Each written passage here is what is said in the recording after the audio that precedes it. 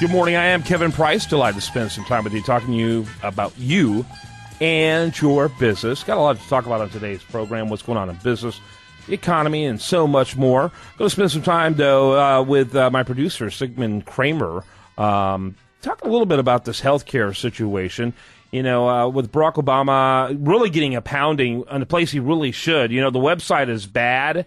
You know, sure, it's bad. Eventually, they'll get it, you know, running as effectively as any other government website. But not saying much. But it is this issue of telling people over and over and over again, dozens of times, that you'll be able to keep your policy. And now he says, as recently, I think it's Monday, he tells people, all you have to do is shop around. You know, that's what the marketplace is for, to shop around. But the reality is that you lied, Mr. President, not once, not twice, but dozens of times, and you have no shame about it. And you found an interesting quote, Sigmund, before we even got on, talking about why Obama thinks this is a good thing. Talk a little bit about that. Oh, yeah. Well, first of all, when you've got even the mainstream media saying, yeah, I think he may have lied about this over 29 times. It's not once or twice.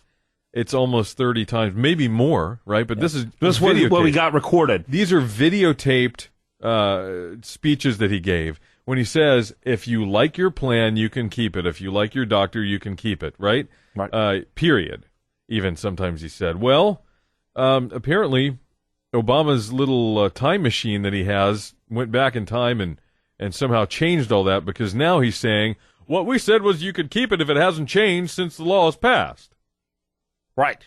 Exactly. He sounds like John Kerry, remember? I was against the war before I was for the war. Right, sure, you know, and then before I was against it before I was for it. Yeah, I was for you keeping your insurance before, you know, you saw what actually is in this thing. Yeah, that's right. And I'm just amazed that, you know, even the mainstream media is starting to call him on it, but the fact is he did lie. He's in a habit of lying. He did it with Benghazi. He sent out Susan Rice. They lied about it. Was a videotape. It was all about this horrible video that was, you know, on YouTube.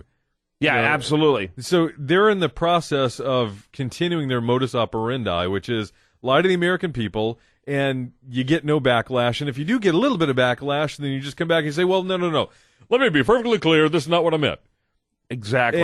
And so far it's worked. I mean, he's gotten reelected, so over and over. So it worked. But for him to come out yesterday at the St. Regis Hotel in front of 200, by the way, Organizing for Action supporters, these are his people, and say, what we said was you could keep it if it hasn't changed since the law was passed. Right. These are political beneficiaries, right, and contractors.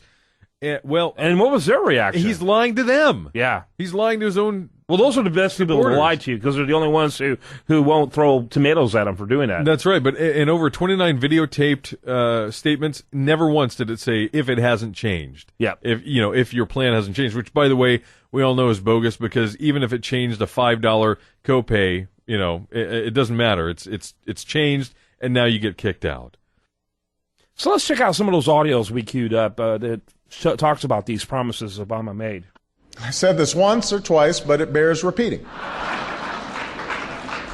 And you can keep your plan if you are satisfied with it. If you like the plan you have, you can keep it. If you like your plan and you like your doctor, you won't have to do a thing. You keep your plan. If you like your health care plan, you'll be able to keep your health care plan. If you've got health insurance, you can keep it. If you like your health care plan, you will keep your plan. If you've got health insurance, you like your doctor, you like your plan, you can keep your doctor, you can keep your plan. If you have insurance that you like, then you will be able to keep that insurance. If you like your doctor or health care plan, you can keep it. If you like your health care plan, you can keep your health care plan. If you like your health care plan, you can keep your health care plan. If you like your private health insurance plan, you can keep your plan. If you like your health care plan, you can keep your health care plan. If you like your private health insurance plan, you can keep it. If you want to keep the health insurance you got, you can keep it. If you like the insurance plan you have now, you can keep it. And if you like your insurance plan, you will keep it. So if you like your plan, you can keep your plan. If you like your plan, keep your plan. If you like your current insurance, you will keep your current insurance. If you like your plan, you can keep your plan. If you like your plan, you can keep your plan. I love that. If you're happy with what you got, nobody's changing it. Yeah. Nobody's changing it. I love it with the doctors behind him with the white lab coats, because, they're not doctors unless they're wearing white lab coats. Well, at the very least, they play doctor on TV. That's right. That's right. Marcus Welby, to my left here. Look, he lied. I'm not afraid to say it. Are you? No. You know what this is? This is what they used to call demagoguery. Is when politicians would so blatantly say one position and then completely reverse it at a later point. This guy is, therefore, a demagogue, for doing this type of thing. And the American people, largely, and the media in particular, I mean, we've seen some decent stories about this, but as a rule, this is a collective yawn. If anyone, even Bill Clinton, if it was Bill Clinton, he'd get a pounding. If it was George Bush, the drums would be beating for impeachment. I mean, it's incredible what this guy's gotten away with. Well, I don't know if he's gotten away with it. I mean, I'm hoping that we're going to have some uprising, and if enough people are affected, Kevin, maybe it's going to really make a change. And by the way, I got to talk about this real quick. Just real quick, the history of Obamacare, how it ended up even coming to pass, and the fact that it didn't start truly in the House. It started in the Senate. Here's another lie, folks. You may not know about this. There was an HR. Now, according to the Constitution, anything tax-related or revenue-related has to start in the House. Yep, so Article 1, Section 8. Go look at it. I did some research, and this particular period of time when they were trying to get Obamacare, they had a Health Reform Act going on in the House, right? Right. Republican-controlled House. The Senate was Democrat-controlled. Harry Reid did not want anything coming out of the House because he knew it wouldn't have teeth. He wanted it to be the Senate type of bill. So what did he do? He took an HR that passed the House, that had been passed already, that had absolutely nothing to do with health care reform. It was a tax, I think it was a property tax or taxing bill that, like, Congress would pay a certain amount of tax when they, sell property or something. Nothing to do with health care. Right. He gutted it in the Senate, reworded it from scratch, and it became the basis of Obamacare. Now, exactly if that's not a cheat to the American people and the way and the Constitution and the way we're supposed to do business here in America, I don't know what is. Now, will it pass constitutional muster if it goes to the Supreme Court or the higher courts leading up to the Supreme Court? I don't know. But now Americans finally, Kevin, for the first time, have standing. Because after October 1st, people actually started having real actionable things happen in their lives, demonstrably to them, which they didn't have before.